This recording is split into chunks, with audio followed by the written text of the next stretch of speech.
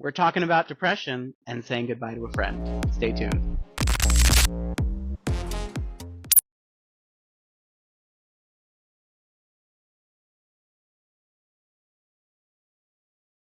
I'm Robert, I'm Daniel. I'm Toss. and this is Grizzly Kiki. Woo! Hi. Hey. Hello. Toss, you're somewhere different. Where are you? I know. I am in West Hollywood. Ooh. The home. The home. Confirmed season 18 contestant.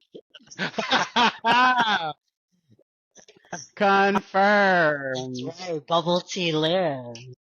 Bubble tea live, mama. No, I'm out here for work. Just stuff I gotta You're do. You're not there for Cowboy Carter? I'm sure I'll get a really good seat. Mm-hmm. Mm.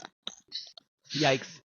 No, I'm seeing Cowboy Carter at the end of May in New Jersey, so that'll be exciting. But I'm out here for a week just for work stuff. Half the week I'm working, and then the other half I'm visiting my cousins and a couple friends, and then gonna try and hit the theme parks. We'll see how that goes. It's not as warm as I hoped it would be right now in LA. It's like Oh. actually cooler than it is on the East Coast. Oh wow, it's cold then. Really? Yeah, it's like in like the 60s right now here. Wow. Like low Oh, 60s. okay. Low 60s. Darn. Mm. So, but how are you guys doing? We're You good. know, starting a new career. Yeah. I feel like I'm Ooh. part of the secretarial pool. Tell us about it. Yeah, so I started a new job and I've always worked for small companies, and this is my first time working for a big corporation, and it's really interesting how many protections there are in place for the employee. I feel like there's just as many protections in place for me as an employee as there are for the company that I work for, which is really cool. And yeah, I really love it so far, and okay, if I can make the listeners jealous for a second, I get a food stipend every day. Ooh. And so that means that today I not only had a breakfast wrap for breakfast, but I was able to get like a fierce little salad and sweet potato fries. It feels very like if I were rich and went to college. You totally have like a meal plan. I You do. do. You You do. have Like a a meal sponsor. plan. But the food is way better. Like way better than a meal plan could be. But like I hate to say that it's my favorite part of the job, but I guess because I'm new, I guess I can say that it is my favorite part of the job. It makes me very happy. Hey, you can't beat free food. Mm-hmm. It would be just a place, like a buffet in my office. Like, are you kidding? Yeah, she's fierce. I love her. Wow. Yeah, so I'm really happy about that, and I really have been enjoying, because one of the things that I was nervous about with going from being like working exclusively from home to going into the office all the time is I thought that I was just gonna absolutely hate it, and I actually really like it. Like it's such a different, it puts me physically in a different environment, but it's also putting me mentally in a different headspace. And I have been dressing differently than this is my normal, like, a t-shirt and like either joggers or jeans, but I've been like, dressing business casual every day because it's Mhm. like, it makes me feel like I'm wearing a costume and, I like it. Yeah, but I'm really excited. Anybody else get a new job this week? Me? Ah. I just started a new job today. I've actually worked there before, so it's kind of a homecoming for me. Only I'm basically in charge of the entire museum collection and their exhibitions. So yeah, I went from being just a registrar to now head of a department. So I'm really, really excited. And I get to work with people that I've known for over 20 years now. It's really interesting going back and seeing people that I trained like 10, 15 years ago now doing the job I did and doing it really well. So I'm really excited. I'm really, really excited about it. That's awesome. Yeah, and I have an Yeah. office with a whole door. Do you know how rare that is in museums Ooh, to you get have an like office, girl? I have Yeah. an office. I Work. have an office and there's a desk. Yeah. She still has a cubicle. Work that office. And a Me door. too. Like I've never had a door before. That's Which amazing. means yeah, so I'm really excited. It's still really surreal, but yeah, I'll I guess I'll find my footing in the next few weeks. But yeah, it's gonna be great. That's great. I love that Yeah. we're all like happy with where we are with our professional stuff right now. I'm Right? like, I part of my like dream has always been to like be able to travel for work. And this is the first time actually I've ever traveled for a job. And this is like, Really? yeah, one of like a few trips I'm doing this year for like work related purposes where they pay for most of it. So, Mhm. As they which is should. nice. As they should, like, Yeah. yeah, Right. that stuff doesn't come cheap. Mhm. Like the amount of like the two places I have to be this week for like work events are like across town, and it's like a $40 cab ride or a 45-minute bus ride. Oh And as no. we know, LA doesn't have the best of public transportation, Mhm. so I'm like, no, no, no, no, no. I got a corporate card for the first time, which is excellent, Wow. which is very cool. But yeah, no, things are good. I'm happy because I've had so much stress around my job for like the past couple of years. I've started to have like more footing when it comes to it and more confidence in the past year, which is good. And I guess like when they see more confidence, they see more ability for responsibility, which is Mhm. good. Yeah. Um, It's Needless exciting. to say, though, I was still today was very stressful because the flight was long. There was babies all over the plane screaming for 5 hours, and then the guy in front of me was farting the entire trip. It was really bad. Could not even get a wink of sleep. And like Yikes. every like hour he would rip one. Like to the point where everyone in our row could smell it. And we were like, oh my god. Oh my god, that's terrible. It was vile. It was vile. Um Yeah, sorry yeah. about that. Man. That was my bad. Yeah. So, and then like I got Damn. in late, and then I was supposed to go to this other meeting I was supposed to go to, and then it got changed at the last minute, which I didn't know, so then I had to end up waiting for another hour. It's just been like a tiring day, but Yeah. I'm That's a glad lot I'm. for a travel Yeah. day. Oh, it is, yeah, because like, yes, you gain time, but you're also exhausted. If you're Yeah. coming from the east to the west, you gain that time, but you're like Mhm. exhausted Mhm. and running on. Yeah. I'm running on Starbucks right now.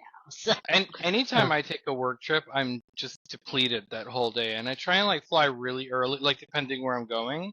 But like it's a lot, and sometimes I have to like be Yeah. like in the cargo area for hours while they load the art on the plane, and then it is fun to go on work trips, but they're like so tiring. Like yeah, just nothing really compares to that. But I get it. for sure.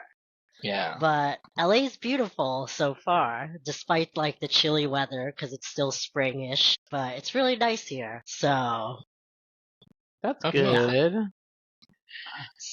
Yeah, it's really interesting to have all of these like really big life-changing things happening, like positive life-changing things happening at this particular moment in our lives, given that we just lost one of our friends. Yeah. So, yeah, I'm sure most of you already know, but our friend Jiggly Caliente, aka Bianca Castro, passed away on April 27th, and you can read about the specifics. I don't even want to get into it because I don't Mm-mm. want to talk about any of that because I don't know. I've been flooding like I've been flooding my mind whenever I get really sad with memories of her. And so, yeah, I don't know. I'm still like I'm still in disbelief, I guess. But I think the biggest thing that came out of, well, there are a couple of huge things, mostly because we hadn't seen her in at least a year, Yeah. right? And what's interesting is that I sent her a message when her interview with Monet came out, which was like about a month ago, and I never heard from her. So I think that whatever was going on had been going on for a while. Um, but yeah, I don't know. I can't help but feel like, you know, I think that it's pretty normal for people to kind of get like carried away with positive memories when someone passes away. And so, and I'm not saying that I'm going to like sit here and tear her a new one, although she might enjoy that. But I really like, I feel like out of me and Daniel, out of the two of us, I think I was the one that took her friendship for granted the most because we fought so often. And so I thought it was okay to go long stretches of time without talking to her and you know that it was like a break for the two of us because we would like, you know, we would fight like siblings. Um but I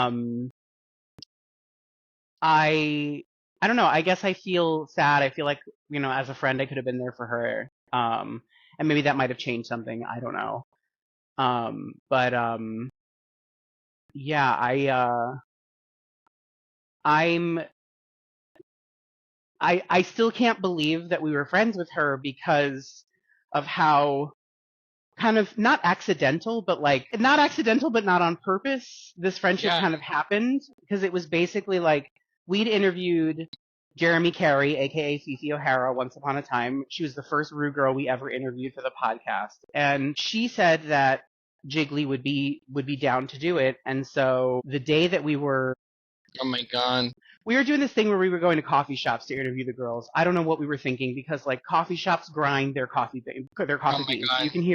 You can hear coffee beans being ground up on our interviews with Jiggly and with Fifi. So and it smelled great. However, we were late to interview Jiggly and we were walking up as she was walking away.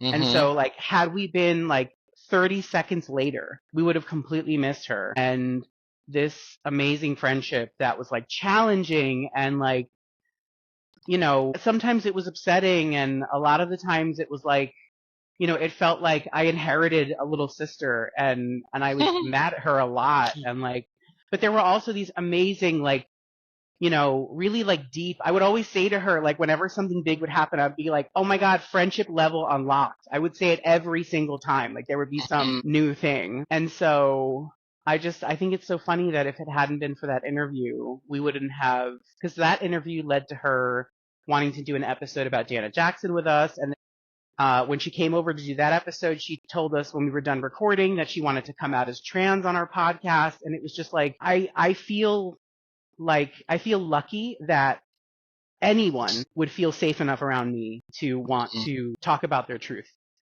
So it really doesn't matter that it was Jiggly, but right now it does, I guess. So, Mhm. but yeah, I'm just like, you know, because she was not collecting friends. Like she was not that girl. She was sweet and all that, but like she was kind to the people who were kind back to her, and I feel like Mhm. this is like a big reflection of the fact that I'm Yeah. capable of kindness, which is something I struggle with. Daniel, did you want to add anything?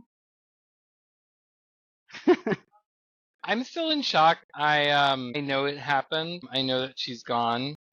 And I accept that, but I don't accept it all at the same time because like you said, there would be like long stretches of time where we didn't talk, but it wasn't really for any bad reason. I mean, we moved a while ago pretty far away, and then, you know, we were kind of depressed in stages, depending on what, you know, point we were at. So we were kind of keeping to ourselves a lot. So there was distance, but like, and it was like family. We talk every so often. I mean, she's famous for her voice memos, which I think is really cute, and that everybody's posting them. I don't think I could post any of ours because, No, I would but advise against. yes, no. It just, I think it was just, I don't know. I'm still at the point where I'm glad that we got to see her. We got to visit her before she passed, and I was really grateful that her brother, who's so fiercely loyal and protective of her, was like, yeah, come, come and see her. So I'm glad for that because I don't think if I had seen her that I could like be. I feel like it's helping with the processing, because we were able to say goodbye. But it was quite accidental, and she. It was just really funny because it did feel like having a little sister, and I'd always wanted one. I think in some ways I was kind of the parent between the two of them. Because I'd just be like, you guys, like, stop arguing about that. And then they'd both, like, go and, like, huff in their corners. I remember many a drag con where we were just like trying to make do with whatever we could find. Um, I and thought I you were mean, gonna say I remember many a drag con where they would fight like in front of the fans. oh well, that too.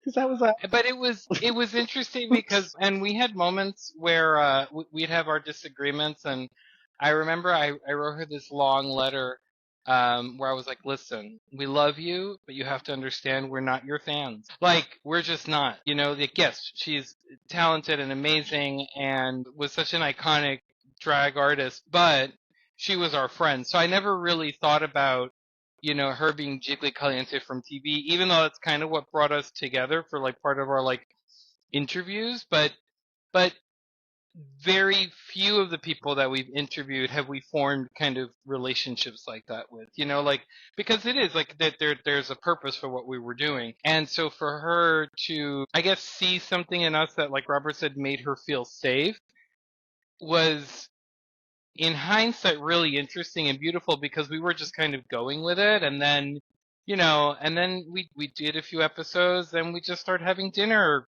often, and she'd come over and we'd cook and watch things on TV and just kind of be silly, and I think like I was just happy to be able to provide that space for her because it meant like she didn't have to like go out in public and get recognized or really deal with a lot. And we also used to joke that we were like, the girlfriend she didn't want to be seen with in public.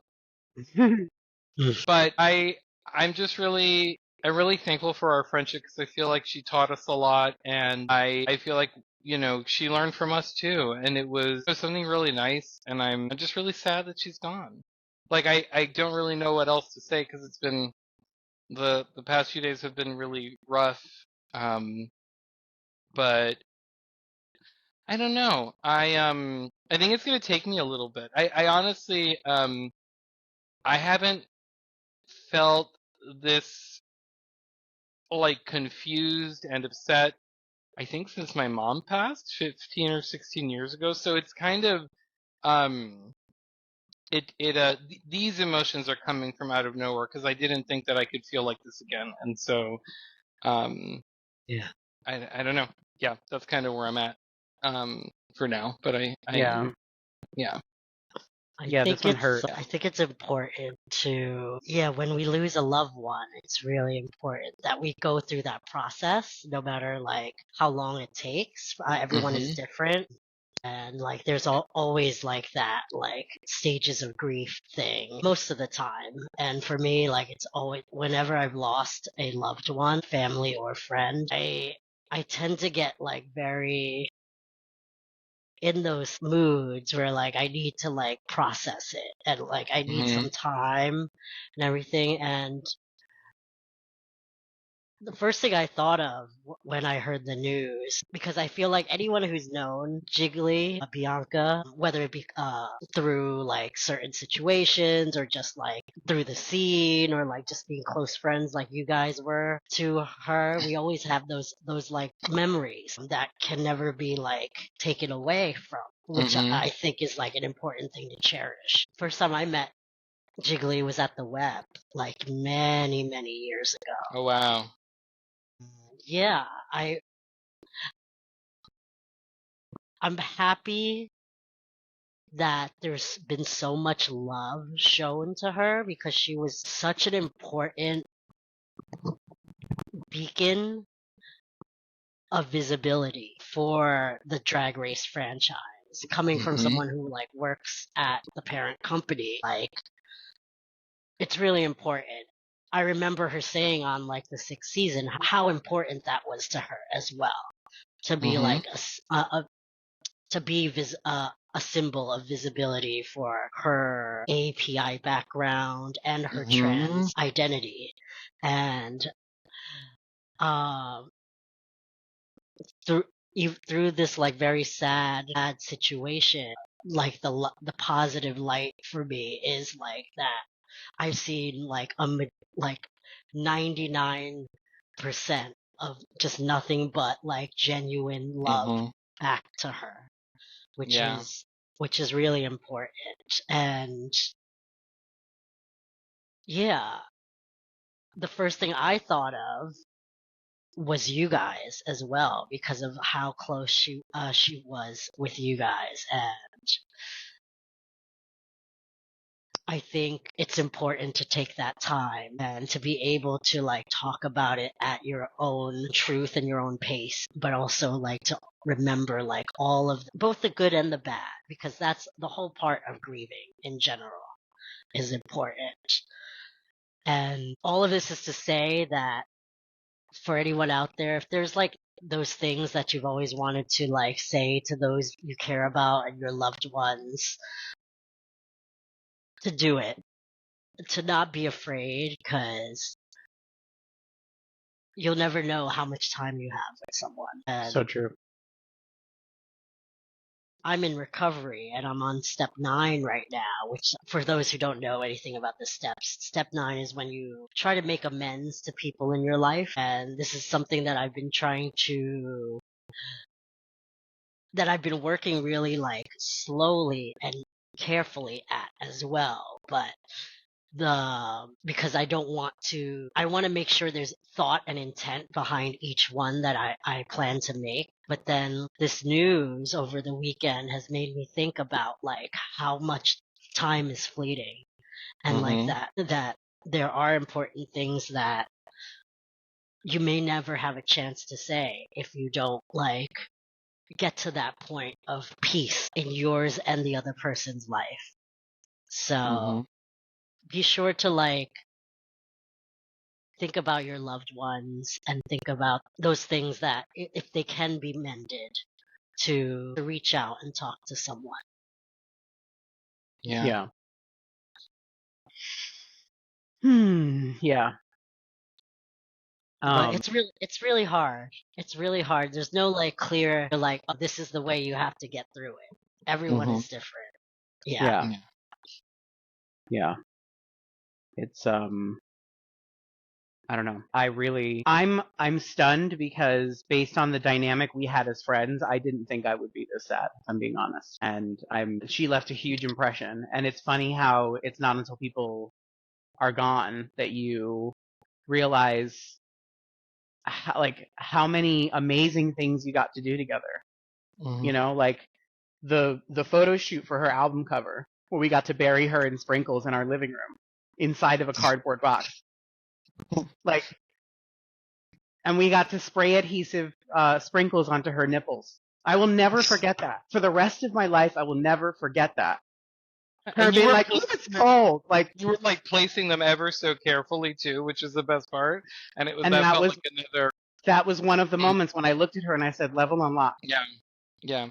It was that was a really it's funny because David Pissy Miles' husband was the one who took the photos, and all four of us were there working on it. And while Robert and David were in charge of kind of like setting up the lighting, and we had to build a box for her to lay in because we were like, oh, she wants to be buried in all these pink and white sprinkles, but like how do we keep them like, we couldn't do it in the bathtub, but we had some Amazon boxes, so we like figured it out. We threw a blanket in there. We were like, okay, lay down and don't move. So Pissy and I were like, because we couldn't get mixed sprinkles. They had to be white and pink separate. So we were trying to mix them. And then when it came time to like pour them on her, we were just like, how is this going to work? And we just like buried her in the sprinkles and then had to place all that hair. And here comes Robert, like, oh darn, the sprinkles are just like sliding off of your nipples. We have to stick them on. And she was game. Like, she was game to do anything to get the beautiful shot. And like, I mean, it goes without saying that Jiggly was stunning, but I've rarely met a queen or a person who can, like, paint their face to perfection from 15 feet away from a mirror. And I don't know why, but that is like a memory I think of frequently, like not just because she passed, but like when we were at DragCon in LA back in 2018, we were sharing an Airbnb and she overslept one day and we just thought she was getting ready because like we didn't want to bother her. And I knock on the door and she's just like dead asleep. She like hopped in the shower, got dressed, and then was like just sitting on the bed painting. And I'm like, how are you doing this? She's like, I'm looking at the mirror all the way across the room. And like, not a stitch of makeup out of place. I mean, and that was somebody that I was like, this is why she's good at what she does. Like, she can really, like, beat her face and charm people. I mean, I don't think a lot of people know. I mean, her fans will, obviously, and those who came to DragCon to see her.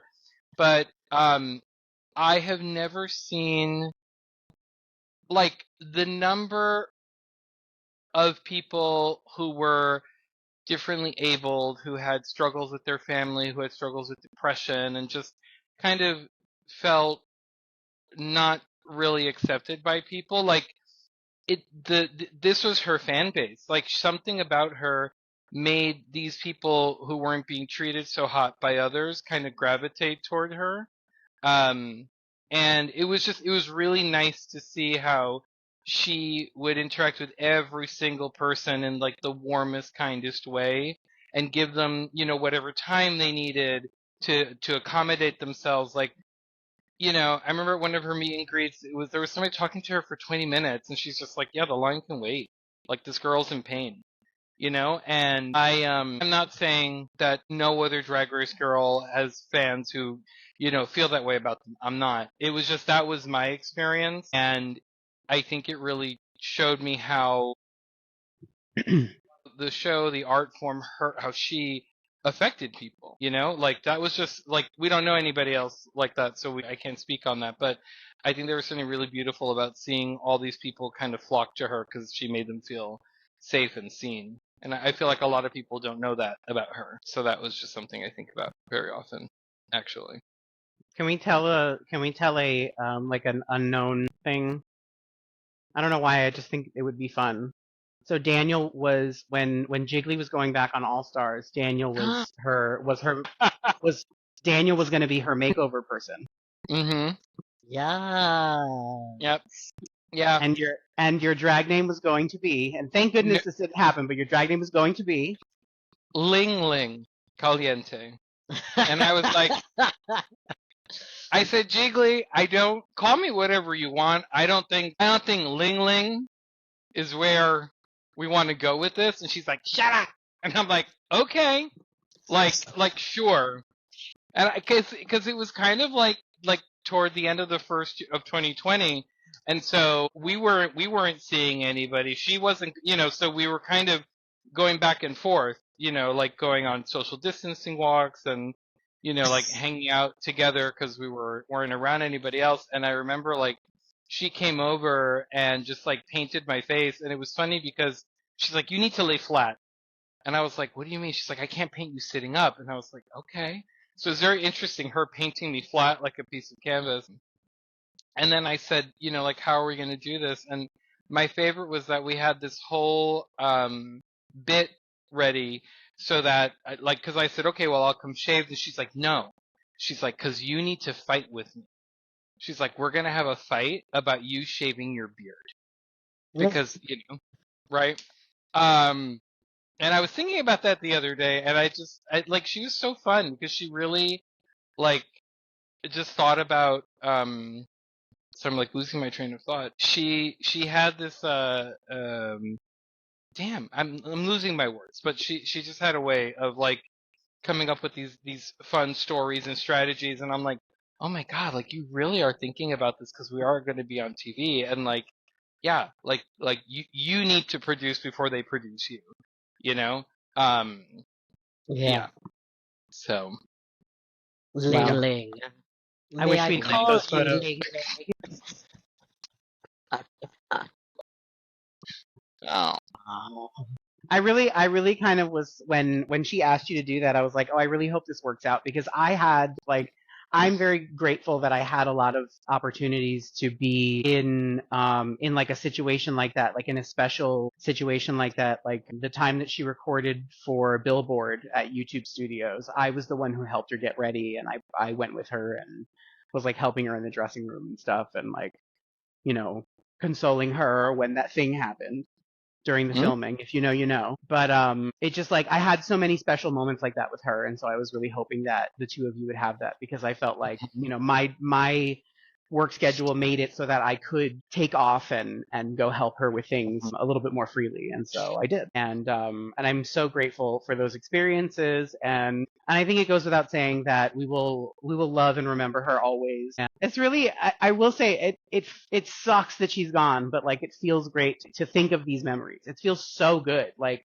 better than I could ever have imagined it would feel to think back on a memory, and I'm so grateful for that. And I'm also eternally grateful that I have all of this media that we can look back on, that we worked on together with her. So many memories of difficult filming days of like whatever it was, but it always came out great when we would work together because we did great stuff together. So she will be missed, especially by us. Yeah. Rest in Um, peace, yeah, sweet angel. rest in peace, and I'll see you in my dreams because that's the thing that happens to me. Yeah. All right, I think we should wrap it up for now. But yeah, let's do this again next week. Yes. Yeah, so be sure to like, share, and subscribe, and we'll see you next week. Like I said, bye. Bye. Nighty, guys. Bye.